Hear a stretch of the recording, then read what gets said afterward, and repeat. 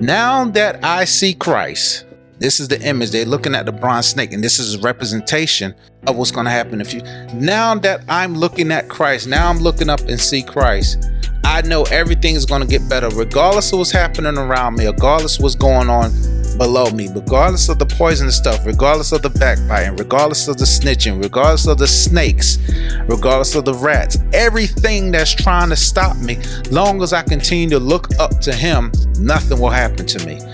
That is letting me know that long as I continue to follow Christ, I'm going to be okay.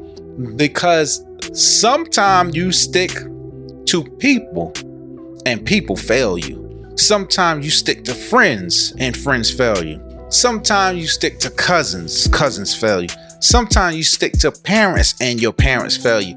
But long as you stick to Christ through God with the power of the Holy Spirit, he'll never fail you, no matter what. And the awesome thing about it is he's called you his dear son. That means that you're adopted into the family. So you are joint heirs of everything. So I'm following the one that I have to constantly look up to, because there's so much stuff around me. But long as I don't pay attention to it, I'm not going to go down.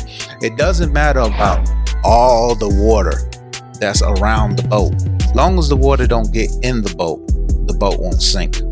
The boat can continue to stay on top of water and keep going. But it's the same stuff that's keeping it afloat is the same stuff that can drown it and sink it. That's a word by itself. It's the same stuff that's supposed to take you down. The same stuff that's supposed to kill you is the same stuff that's going to bring you up to a higher level, because that's your platform. That's what's getting you higher. That's what's your growth. That's where your integrity is coming from. That's where your character is coming from. You must go through that. You must go through this, because now this is what's going to come out of it.